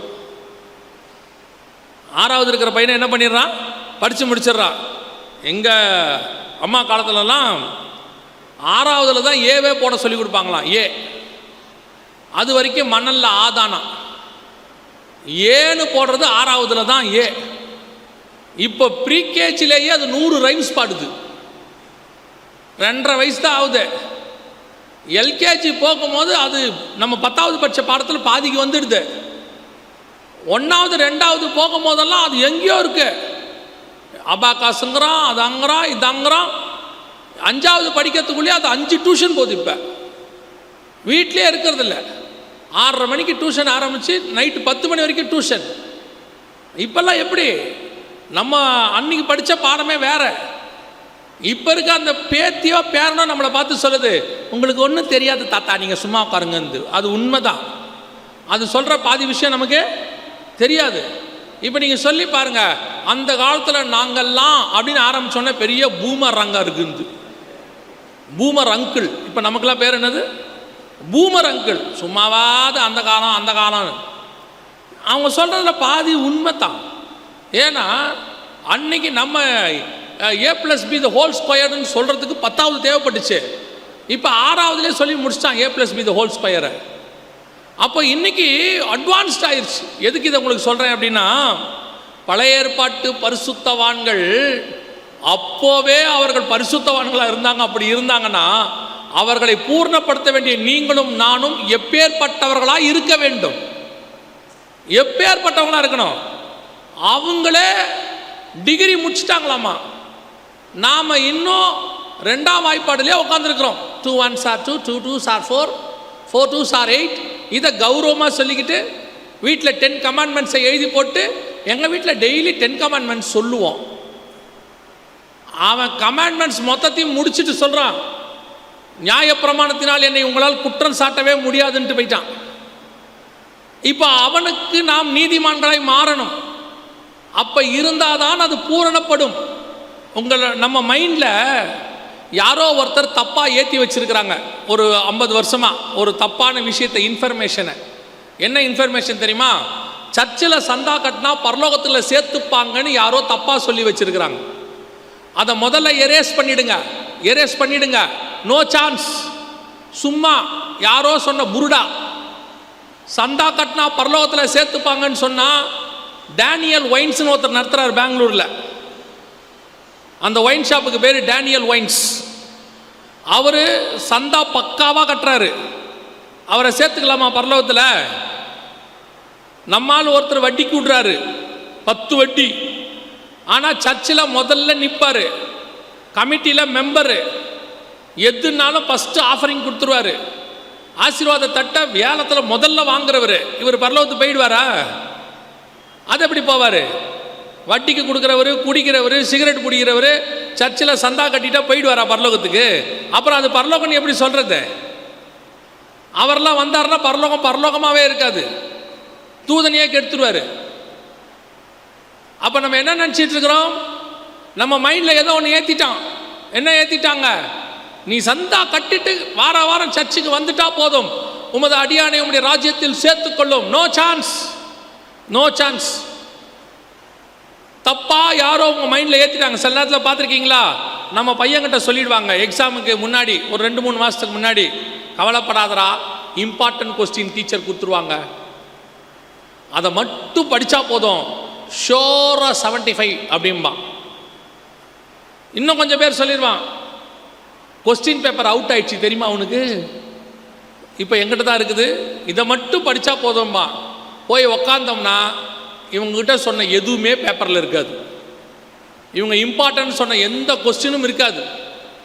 அந்த இம்பார்ட்டன்ட் கொஸ்டின் படித்தவன் பையன் முகத்தை நீங்கள் பார்க்கணுமே, டீச்சர் கண்டுபிடிச்சிருவாங்க. அப்படியே அந்த வருவாங்க, ரோமிங் வருவாங்க டீச்சர், அப்படியே வருவாங்க, அப்படியே வந்து கேட்பாங்க, என்னடா இப்படியே தான் இருப்பான். பேப்பரை நீங்கள் போய் பார்க்கணுமே, மேலே பிரைஸ் தி லார்ட் போட்டிருப்பான். ஏன்னா ஆன்சர் தெரியாது, பிரைஸ் தி லார்ட் போட்டிருப்பான். ஒவ்வொரு பேஜ்லேயும் சிலுவை போட்டுருவான். ஃபஸ்ட்டு 8 பேஜ்னா 8 பேஜுக்கு சிலுவை போட்டுருவான். கடைசியாக எழுதி வச்சுருப்பான். யாருக்கு? திருத்துற டீச்சருக்கு எழுதியிருப்பான் கீழே, இரக்கம் உள்ளவர்கள் பாக்கியவான்கள், அவர்கள் தேவனிடத்தில் இரக்கம் பெறுவார்கள். ஏன் படிக்கல? இம்பார்ட்டன்ட் கொஸ்டின் படித்தவர் அவர். நிறைய பேர் அப்படி தான் வாழ்நாளெல்லாம் சர்ச்சில் உட்காந்துக்கிட்டு பைபிளில் சொல்கிறத ஒன்றுத்தையும் கேட்கறதில்ல.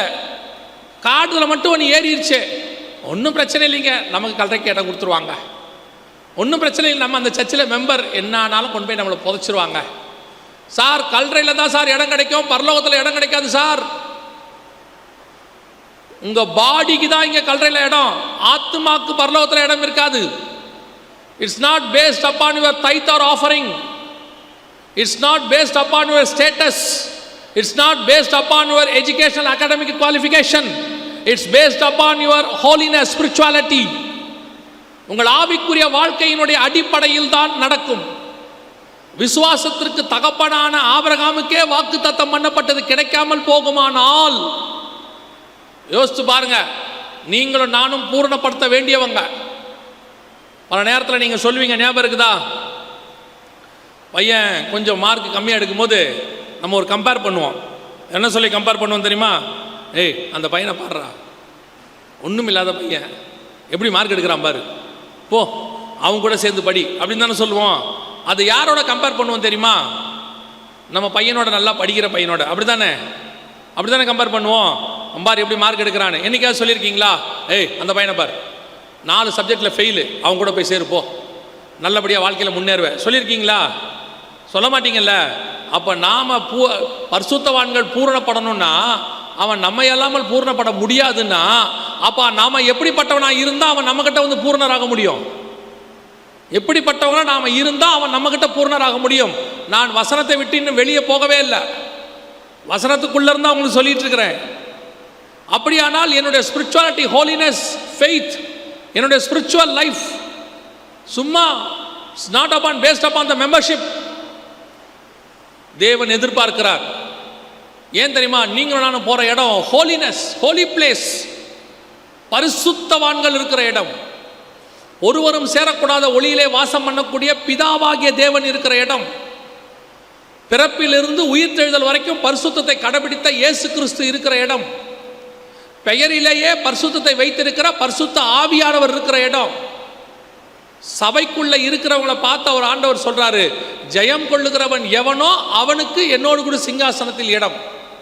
சர்ச்சுக்கு வர்றவனுக்கு இடம் இல்லை, சர்ச்சுக்குள்ள வந்து ஜெயம் கொள்ளுகிறவன் எவனோன்னு ஆண்டவர் எழுதுறார். அப்ப சபைக்கு வர்றவங்களுக்கெல்லாம் பரலோகம் பைபிள் சொல்லல. சபைக்குள்ள வந்து யார் சக்சஸ் பண்றாங்களோ அவர்களுக்கு தான் பரலோகம் என்று வேதம் சொல்லுகிறது. இன்னைக்கு நாம் ஆயத்தமா இருக்கிறோமா? இன்னைக்கு கிறிஸ்துவை சந்திப்பதற்கு நாம் ரெடியா இருக்கிறோமா? இன்னைக்கு அப்படிப்பட்ட ஒரு வாழ்க்கை நமக்குள்ள இருக்கா? அப்படியானால் நாம் எந்த நீதிமான்களாக இருக்கிறோம்? வாசிங்க, ஏசாயா தீர்க்க தரிசன புஸ்தகம் 57ஆம் அதிகாரம் 1வது வசனத்தை வாசிங்க. ஏசாயா 57:1 வாசிங்க. நீதிமான்கள் மடிந்து போகிறார்கள், அதை ஒருவரும் மனதில் வைக்கிறதில்லை. நீதிமான்கள் எடுத்துக்கொள்ளப்படுகிறார்கள்,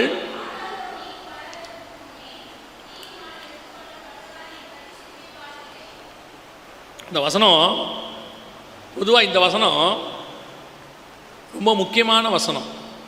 ஆனால் நாம் என்ன பண்ணிவிட்டோம், அந்த வசனத்தை அடக்காராதன வசனமாக மாற்றிவிட்டோம். யாராவது இறந்துட்டாங்கன்னா அதை அறிவிக்கிறதுக்கு இந்த வசனம் தான் தலைக்கு மேலே இருக்கும் அந்த போஸ்டரில். நம்ம எவ்வளோ மோசமானவங்க தெரியுமா உங்களுக்கு? அவ்வளோ மோசமானவங்களா அப்படின்னு கேட்குறீங்களா? நல்ல நல்ல பாட்டெல்லாம் சாவு பாட்டாக மாற்றி வச்சுட்டோம்.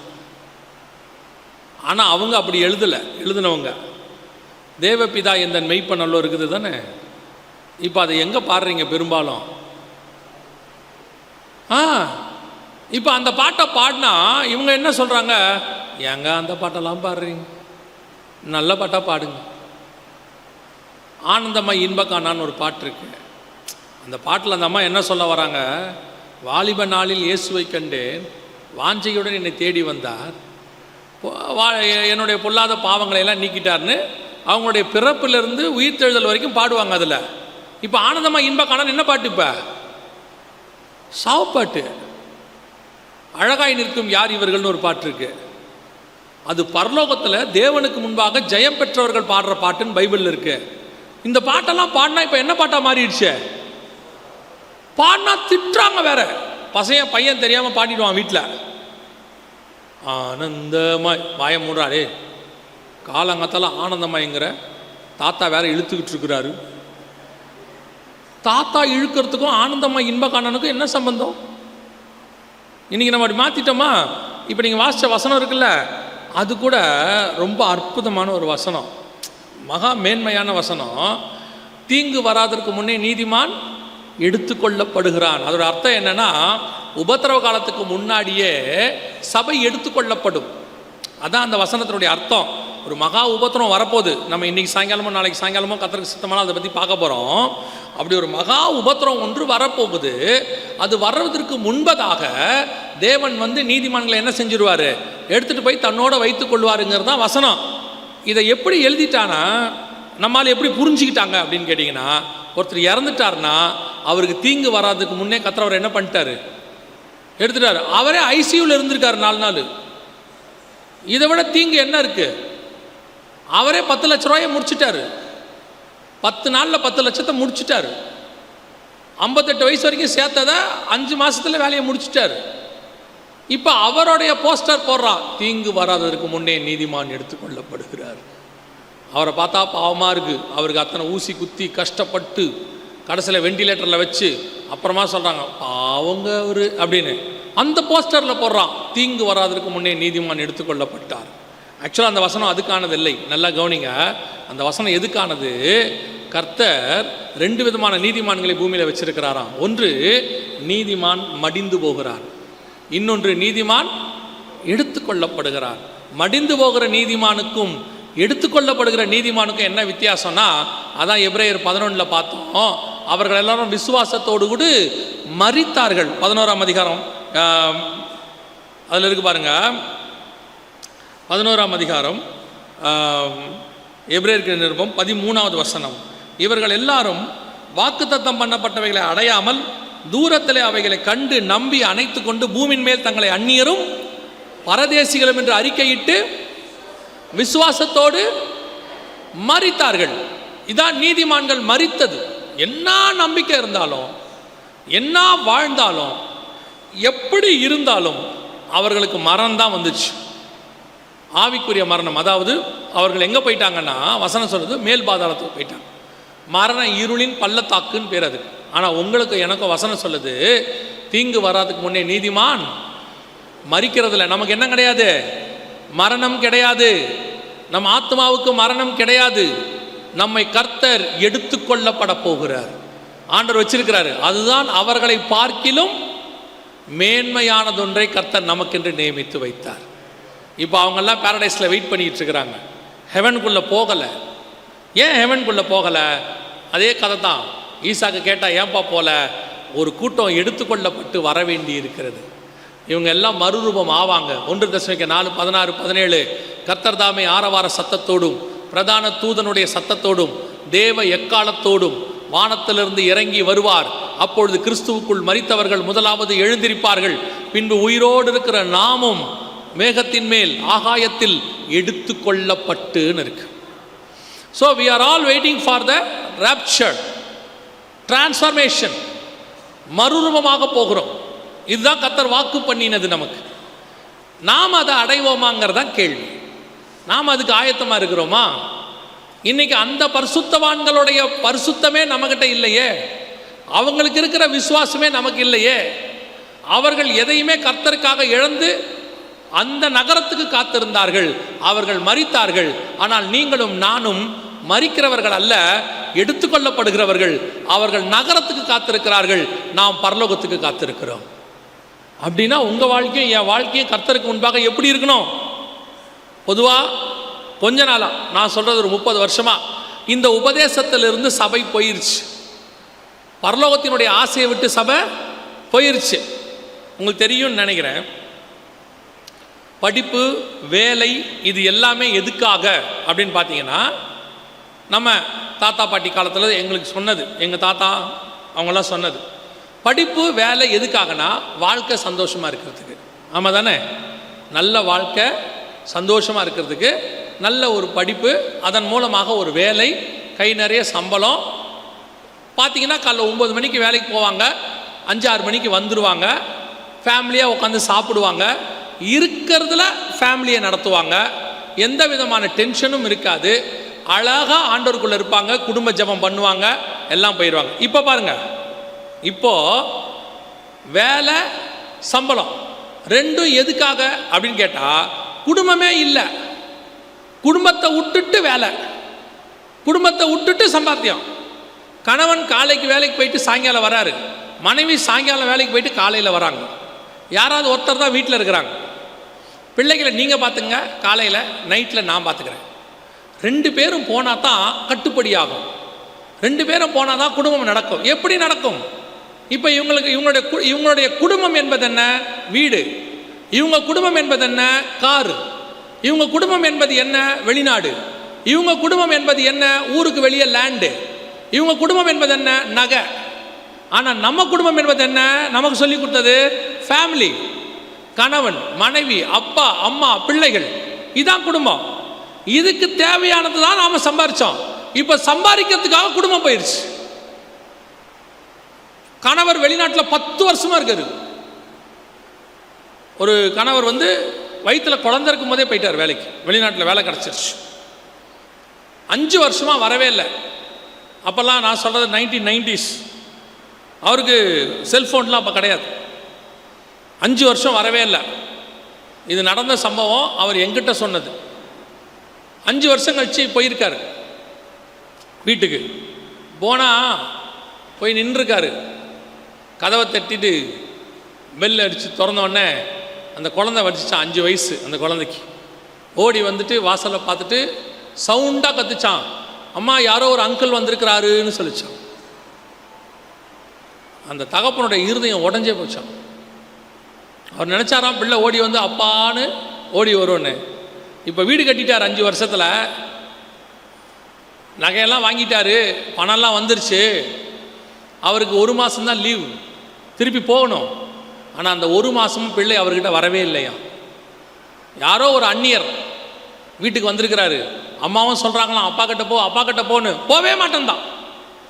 கடைசி வரைக்கும் அந்த மனுஷன் நான் வேலை பார்த்துட்டு இருக்கிற இடத்துல என்கிட்ட வந்து சொன்னார், என் பிள்ளை என்னை பார்த்து மாமான்னு சொல்லிருச்சு, இவ்வளோ சம்பாரிச்சு என்ன சார் பிரயோஜனம்? அதை விட கேவலமாய் இன்னைக்கு குடும்பங்கள் நடக்கிறது. அதை விட கேவலம் இன்னைக்கு குடும்பம். பிள்ளைக்கு அவைலபிலிட்டி அம்மா இல்லை, பிள்ளையோடைய அவைலபிலிட்டிக்கு அப்பா இல்லை. பாருங்க, ஆளாளுக்கு ஒரு பக்கம் ஓடு ஓடு ஓடு ஓடு. அவங்களுக்கு 1.5 லட்சம் சம்பளம், எனக்கு 2 லட்சம் சம்பளம். இதுதான் குடும்பம்னு கடைசி 20 வருஷத்தில் பிசாசு உங்க மண்டையில் ஏத்திட்டான். ஏத்தி இன்னைக்கு குடும்பம் இல்லை, அன்பு இல்லை, பாசம் இல்லை. அன்னைக்கு வீட்டில் தாத்தா பாட்டின்னு ஒருத்தர் இருப்பாங்க. பிள்ளைகள் அவங்ககிட்ட போவாங்க, நைட்டில் பெட் டைம் ஸ்டோரி சொல்லுவாங்க. நோவா கதையில் ஆரம்பித்து கடைசியாக எல்லா கதையும் சொல்லுவாங்க பைபிளில். இப்போ தாத்தா பாட்டியை நீங்கள் வந்த உடனே ஓல்டேஜ் ஹோமுக்கு அமுச்சு விட்டுறீங்க, யாரையும் வீட்டில் வச்சுக்க மாட்டேங்கிறீங்க. பிள்ளைக்கு பெட் டைம் ஸ்டோரிக்கு பதிலாக கையில் வீடியோ கேம்ஸ் கொடுத்துட்றீங்க. இன்றைக்கி எப்படி குடும்பம் நடக்கும் யோசித்து பாருங்க. அதே மாதிரி தான் இன்னைக்கு ஆவிக்குரிய வாழ்க்கை மாறிடுச்சு. ஆவிக்குரிய வாழ்க்கை உங்களுடைய ஸ்பிரிச்சுவல் லைஃபுக்காக தான் கர்த்தர் ஃபேமிலி கொடுத்தாரு, எல்லாம் கொடுத்தாரு. இப்போ எல்லாத்தையும் வச்சுக்கிட்டு ஸ்பிரிச்சுவல் லைஃபு போயிடுச்சு. இன்னைக்கு நாம அந்த பரிசுத்தவான்களை பூர்ணப்படுத்தக்கூடிய இடத்தில் இருக்கிறோமா? இன்னைக்கு தேவனுக்கு முன்பாக உட்கார முடியுதா? 1/2 மணி நேரம் ஜபத்தில் உட்கார முடியல, தூக்கம் வருது.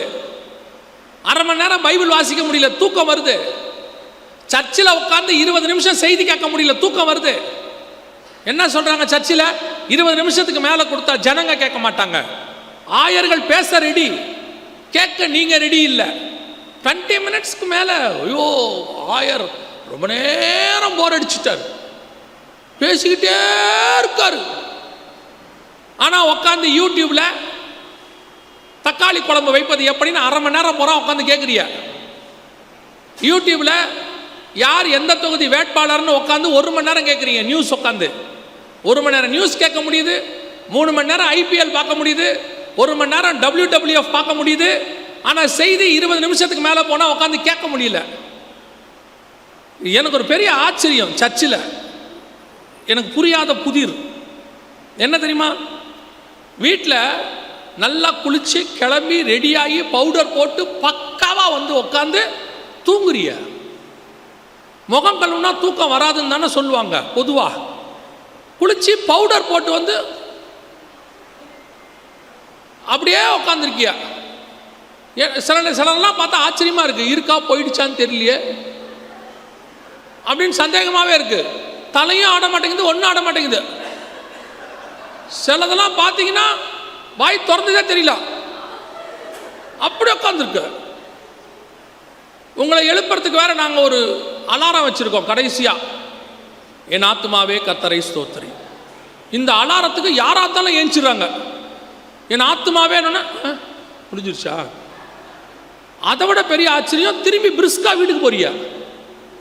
நல்லா பிரிஸ்கா வந்து நல்லா ஒரு மணி நேரம் தூங்கி எழுந்திரிச்சு நல்லா பிரிஸ்கா வீட்டுக்கு போறியா? எப்படி முடியுதுன்னு எனக்கு புரியல. யோசிச்சு பாருங்க. 20 நிமிஷத்துக்கு மேலே செய்தி பேசினா ஒத்துக்க மாட்டேங்கிறீங்க. எப்படி எப்படி கேட்க முடியும்? 25 மினிட்ஸ் 5 மினிட்ஸ் எக்ஸ்ட்ராவாக பேசிட்டார் இன்னைக்கு. எப்பா எவ்வளோ நேரம் பேசுகிறாரு. ஆனால் ஃபோன் எடுத்தால் காலையில் அம்மா கிட்டேயும் அக்கா கிட்டேயும் வெண்டைக்காவை குழம்பு வச்ச கதையை 1 மணி நேரம் பேச முடியுது. ஃபோனு சூடாகி காது சூடாகி கடைசியில் அந்த ஃபோனே சொல்லுது எனக்கு உயிர் போகுது வெயின்னு சொல்லுது, பேட்டரி சார்ஜ் முடிவடைய போகிறது. ஒரு மணி நேரம் உட்காந்து செய்தி கேட்க முடியல, ஒரு அரை மணி நேரம் பைபிள் வாசிக்க முடியல, ஒரு அரை மணி நேரம் ஜெபம் பண்ண முடியல. குடும்ப ஜெபத்தில் ஜெபம் ஆரம்பித்து பாட்டு பாடணுன்னே தலை தொங்கிடுது. நீங்கள் பார்த்தீங்கன்னு சொன்னால் இந்த ஆற்றுலலாம் கொக்கு இப்படி நிற்கும், அதே மாதிரி உட்காந்துருக்கிய குடும்ப ஜெபத்தில். அப்புறம் ஆசை மட்டும் இருக்கு, அவர்கள் நம்ம இல்லாமல் பூர்ணராகாதபடி.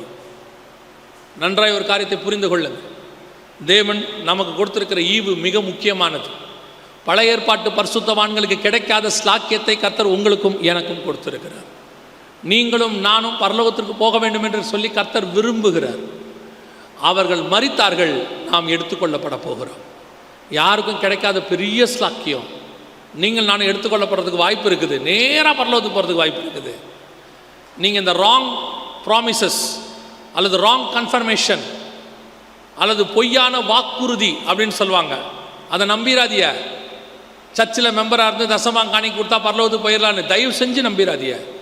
உங்கள் தனிப்பட்ட ஆவிக்குரிய வாழ்க்கை தான் உங்களை பரலோகத்துக்கு கூட்டிகிட்டு போகும்.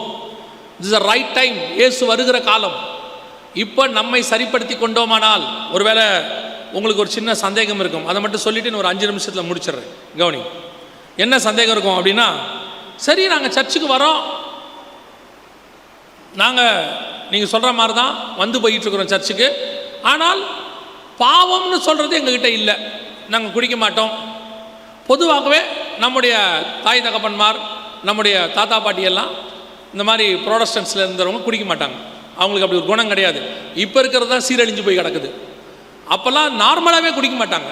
அதெல்லாம் தப்புன்னு அவங்களுக்கு தெரியும். அவங்களுக்கெல்லாம் யாரும் சொல்லிக் கொடுக்க வேண்டிய அவசியமே இல்லை. நான் ஒரு இதை கேள்விப்பட்டேன். கவர்மெண்ட்டில் அப்போ பிரிட்டிஷ் பீரியடுக்கு அப்புறம், சுதந்திரத்துக்கு அப்புறம், very important department, secret agents அரசாங்கத்தில் அல்லது பணத்தை கையாளக்கூடிய டிபார்ட்மெண்ட் எதுவாக இருந்தாலும் அதில் முதன்மையான இடத்துல கிறிஸ்தவங்களை தான் வைப்பாங்களாம் அந்த காலத்தில். என்ன ரீசன்னு கேட்டால், பேசிக்காகவே அவங்க நல்லவங்க, திருட மாட்டாங்க, லஞ்சம் வாங்க மாட்டாங்க, அவங்க ஆசையுடையவங்களாக இருக்க மாட்டாங்க. எங்கள் தாத்தாலாம் கவர்மெண்ட்டில் ஒர்க் பண்ணும்போது கவர்மெண்ட் வாகனத்தை கூட யூஸ் பண்ண மாட்டார்.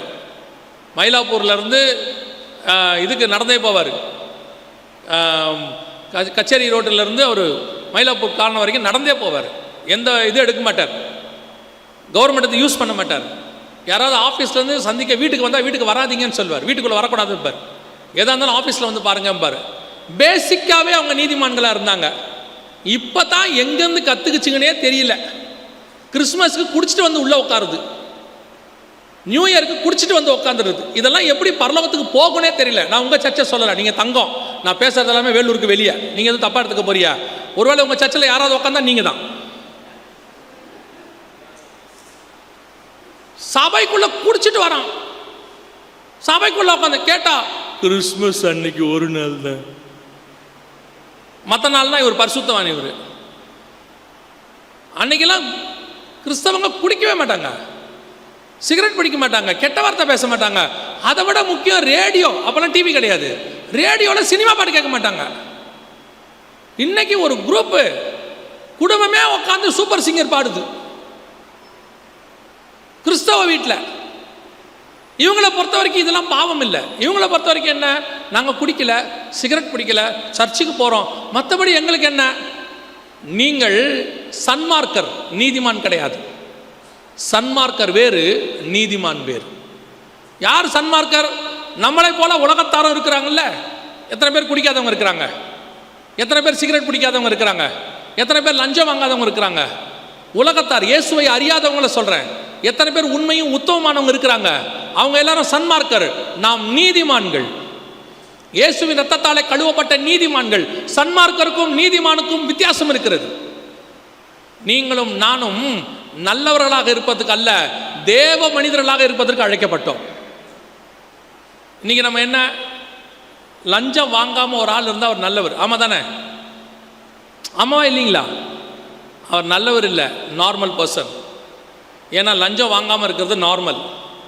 நம்ம ஏன் லஞ்சம் வாங்காதவரை நல்லவர்னு சொல்கிறோம் தெரியுமா? எல்லாரும் லஞ்சம் வாங்கிட்டதுனால இவர் லஞ்சம் வாங்காதவர் நல்லவர். லஞ்சம் வாங்காமல் இருப்பது நல்லவர் அல்ல, நார்மல். எல்லா மனுஷனும் லஞ்சம் வாங்காமல் தான் இருக்கணும். வாங்குறவன் கெட்டவன், மிச்சம் எல்லாருமே நல்லவன் தான். இங்கே நாம் ஏன் லஞ்சம் வாங்காதவரை நல்லவருங்கிறோம்?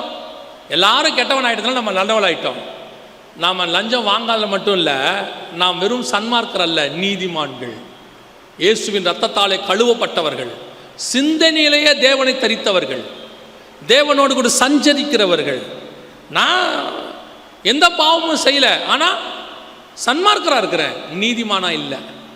நீதிமான் யார் தெரியுமா? பணத்தை வச்சுக்கிட்டு உண்மையாக இருக்கிறவன் நீதிமான் அல்ல. பணத்தை வச்சுக்கிட்டு அது மேலே ஆசை இல்லாமல் தேவன் மேலே அந்நியரும் பரதேசியும் என்று அறிக்கை விட்டு இருக்கிறானே, அவன் தான் நீதிமான். இன்னைக்கு என்ன இருக்கு? என் குடும்பம், நான் சம்பாரிச்சேன், நான் வச்சுக்கிட்டேன், யாருக்கும் தரமாட்டேன், நான் என்ன என்னோட தானே வச்சுக்கிறேன். ஆண்டவர் சொல்கிறாரு, பரிசுத்தவானை பார்த்து சொல்கிறாரு, எல்லாத்தையும் உண்மையாக வச்சிருக்கிற அந்த பணக்காரனை பார்த்து சொல்கிறாரு, எல்லாவற்றையும் விட்டு என்னை பின்பற்றி வா. அவன் தான் நீதிமான். இன்னைக்கு நம்மளால் இதை விட முடியலையே, விட்டு கொடுக்க முடியலையே, சில காரியங்களை விட முடியலையே. 50 புடவை இருக்குது, மருமக ஒரு புடவை ஆசையாக கேட்டால் கொடுக்க வருதா? தோணுதா? ஒரு வேலைக்காரமாக ஒரு புடவை கொடுக்க தோணுதா? தோணாது. அந்த புடவை கிழிஞ்சிருச்சுன்னா கரித்துணியாக தான் மாறுமே ஒழிய யாருக்கிட்டையும் போகாது. அது கரித்துணியாக மாறும். கரித்துணியாக மாறினதுக்கு பிறகு மிதியடியாய் மாறும். மிதியடியாய் மாறின பிறகு வீட்டில் எதையாவது துடைப்பதற்கு ஓரமாக இருக்கும், ஆனாலும் அது யாருக்கும் போகாது. எத்தனை இருந்தாலும் யாருக்கும் கொடுக்குற எண்ணம் வராது. ஒரு காலத்தில் மிச்சம் இருந்தால் சாப்பிட்றதுக்கு கொண்டு போய் வெளியே கொடுத்துருவாங்க. இப்போ ஃப்ரிட்ஜை வாங்கி மொத்தம் உள்ளே போட்டாச்சு, யாருக்கும் கொடுக்குற. ஒரு வாரமானாலும் கெட்டு போய் தூக்கி வெளியே தான் போடுறீங்களே ஒழிய யாருக்கும் கொடுக்கணுங்கிற எண்ணம் வர மாட்டேங்குது. ஆனால் நீங்கள் பாவம் செய்யலையே, சன்மார்க்கர். யாருடைய பொருளையும் நீங்கள் எடுக்காமல் இருந்தீங்கன்னா நீங்கள் சன்மார்க்கர், நார்மல். ஆனால் உங்கள் பொருளை இன்னொருத்தருக்கு கொடுக்குறீங்க பாருங்க, நீங்கள் தான் நீதிமான். இதான் பைபிள் சொல்லுது. இன்னைக்கு பொருளாசை உச்சத்தில் இருக்கு, பணத்தாசை உச்சத்தில் இருக்கு. திருடலை, ஆனால் கொடுக்குற எண்ணம் இல்லை, அவ்வளோதான். இதுதான் டிஃப்ரென்ஸ். ஆபிரகாம்கிட்ட எப்படி இருந்துச்சான் தெரியுமா? எல்லாம் கிடக்கு, இது என்னத்தை வச்சுக்கிட்டு என்ன செய்ய, இது எதுவும் பரலோகத்துக்கு போக உதவாது, நான் அந்நியரும் பரதேசியம், இதை விட்டுத்தள்ளு. அந்த எண்ணம் ஈசாக்குக்கு இருந்துச்சு, அந்த எண்ணம் யாக்கோபுக்கு இருந்துச்சு. அதனால தான் அவர்கள் தேவனை நோக்கி பார்த்தார்கள். இன்றைக்கி நம்ம அப்படி இருக்கிறோமா? நமக்குள்ள அப்படி ஒரு எண்ணம் இருக்குதா? நான் எனது, என் குடும்பம், என் பிள்ளை, என் பேரன், எந்து நான் செத்த பிறகு என் பிள்ளைகளுக்கு, பிள்ளைங்க செத்த பிறகு பேர பிள்ளைகளுக்கு, பேர பிள்ளைங்க செத்த பிறகு அவங்க பிள்ளைகளுக்கு, இப்படி யாருக்கும் கொடுக்குற எண்ணம் கிடையாது. அது மேலே அப்படி ஒரு வெறி, வைராக்கியம். ஆனால் நான் குடிக்க மாட்டேன், நான் சம்பாரிச்சது, நான் ஏன் ஒருத்தருக்கு கொடுக்கணும்? ஆண்டவர் சொல்கிறாரு, உனக்கு நான் கொடுத்தேன். உங்களை மாதிரி படித்து உங்களை மாதிரி அறிவாளி இருந்தோம் வேலை கிடைக்காம எத்தனை பேர் இருக்காங்க? நம்மளை மாதிரி வேலை கிடைச்சி சம்பாரித்தோம், அதை வீட்டுக்கு சேர்க்க முடியாமல் ஹாஸ்பிட்டல்லையும் கோர்ட்லேயும் எத்தனை பேர் கொடுத்துக்கிட்டு இருக்கிறாங்க? எத்தனை பேர் வேலை பார்த்து கையில் சம்பளம் வராமல் இருக்குது? எத்தனை பேர் ரிட்டையர் ஆகி பென்ஷன் கவர்மெண்ட்லேருந்து வராமையே இருக்குது எத்தனை வருஷம்? ஆனால் உங்களுக்கும் எனக்கும் கர்த்தர் எல்லாத்தையும் கிடைக்க வச்சுருக்கிறாருல்ல, அது கர்த்தர் நமக்கு கொடுத்தது. அதுலேருந்து ஏன் ஏழைகளுக்கு கொடுக்க தோண மாட்டேங்குது? கண்ணுக்கு எதிரில் ஒருத்தன் கஷ்டப்படுறான்னு தெரியுது, அவனை பார்த்து சொல்லுவாங்க, ஜோம் பண்ணுவோம், கர்த்தர் கிருபை செய்வார்.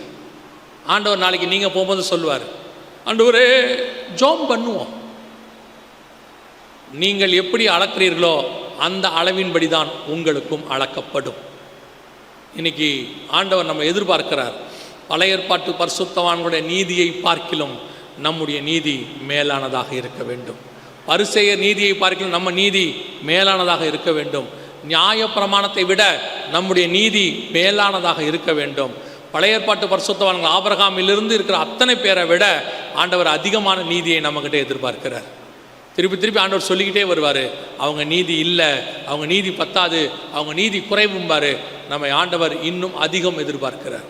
ஆண்டவர்கிட்ட கேளுங்க, ஆண்டவரே நான் இன்னும் எந்த விதத்தில் உங்களை திருப்திப்படுத்த வேண்டியிருக்குது, நான் இன்னும் எந்த விதத்தில் உங்களுக்கு தூரமாக இருக்கிறேன், நான் இன்னும் எந்த விதத்தில் நீங்கள் விரும்புகிறபடி இல்லை, இன்னும் என்கிட்ட என்ன எக்ஸ்பெக்ட் பண்ணுறீங்க அப்படின்னு கேளுங்க. கர்த்தர் உங்களுக்கு சொல்ல வல்லமை உள்ளவராக இருக்கிறார். அல்லேலூயா. நாம் ஜெபிக்க போகிறோம். நாம் எல்லோரும் எழுந்திரிக்கலாமா? நாம் எல்லோரும் நம்ம முடிஞ்சவங்களாம் எழுந்திரிங்க. முடிஞ்சவங்க எழுந்திரிங்க, முடியாதவங்க பரவாயில்ல. நாம் ஜெபிக்க போகிறோம். உங்களை ஆராய்ந்து பாருங்க. தேவனை சந்திக்கக்கூடிய இடத்துல நம்ம வாழ்க்கை இருக்குதா? நம்ம வாழ்ந்த உண்மைக்கு ஆண்டவர் இங்கேயே ஆசீர்வதிச்சிட்டார். உண்மை உள்ள மனுஷன் பரிபூர்ண ஆசீர்வாதங்களை பெறுவார். நீங்கள் உங்கள் வேலைக்கு உண்மையாக இருந்தீங்க, ஆண்டவர் சம்பளத்தை கொடுத்துட்டார். நீங்கள் உங்கள் மனைவிக்கு கணவனுக்கு உண்மையாக இருந்தீங்க, நல்ல குடும்பத்தை கொடுத்துட்டார். நீங்கள் ஆண்டவருக்கு உண்மையாக இருந்தீங்க, உலக பிரகாரமாக என்னென்ன ஆசீர்வாதம் வேணுமோ எல்லாத்தையும் கொடுத்துட்டார். நீங்கள் செஞ்சதுக்கு ஆண்டவர் கொடுத்துட்டார். நீங்கள் வேலை பார்த்ததுக்கெல்லாம் ஆண்டவர் பல மடங்கு திருப்தி கொடுத்துட்டார். எத்தனையோ பேருக்கு கிடைக்காத அளவுக்கு உங்களை ப்ரொமோஷன் கொடுத்தார். நீங்களே எத்தனையோ தடவை சாட்சி சொல்லியிருக்கிறீங்க, இதெல்லாம் எனக்கு கிடைக்க வேண்டியதே இல்லை, என்னை விட சீனியர்ஸ் எத்தனையோ பேர் இருக்கிறாங்க, எத்தனையோ பேர் அதுக்கு தகுதியானவங்க இருக்கிறாங்க, ஆனால் கர்த்தர் எனக்கு இதை கொடுத்தாருன்னு நீங்களே சொல்லியிருக்கிறீங்க. அந்த அளவுக்கு தான் கர்த்தர் உங்களை உயர்த்தினார், அந்த அளவுக்கு தான் கர்த்தர் உங்களை ஆசீர்வதிச்சார். இதெல்லாம் நீங்கள் உண்மையாக இருந்ததுக்கு கர்த்தர் கொடுத்தது.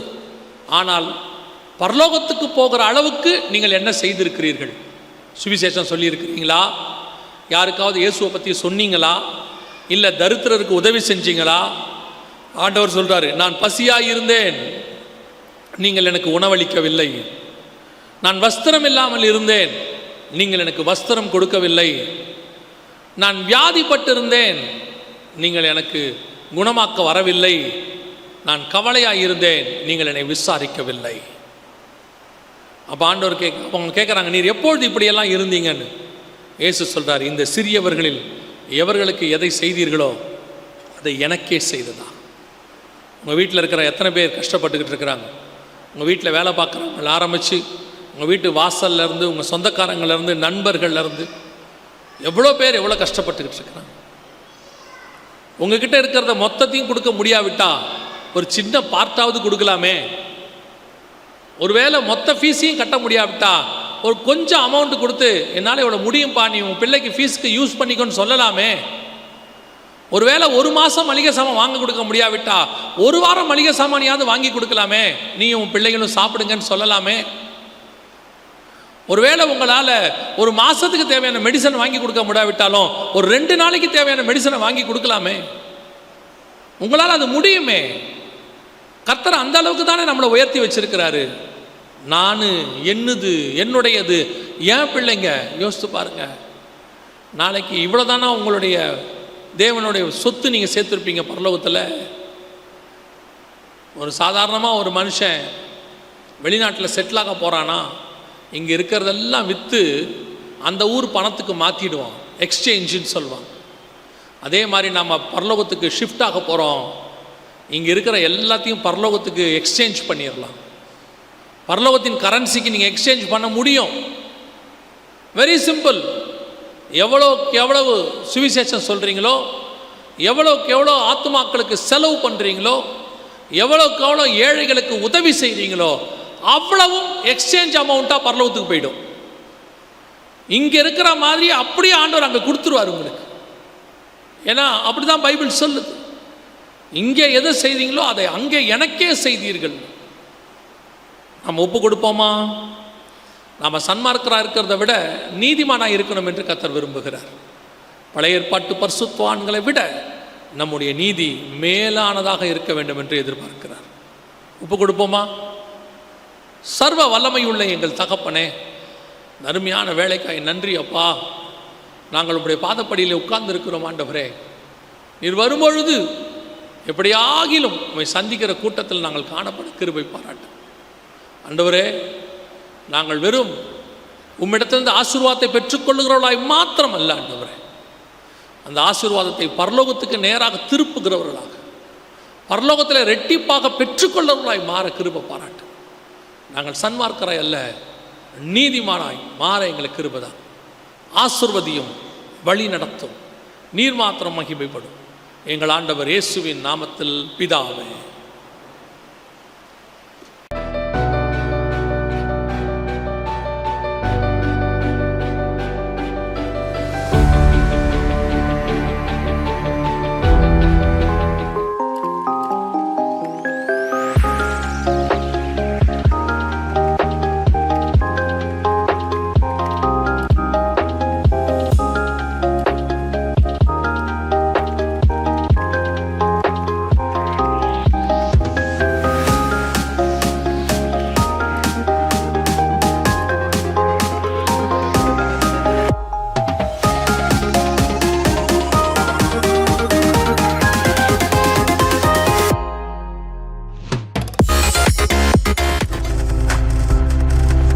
நீங்கள் பார்த்துக் கொண்டிருப்பது உங்கள் ஜாய் டிவி. உங்கள் துக்கம் சந்தோஷமாய் மாறும்.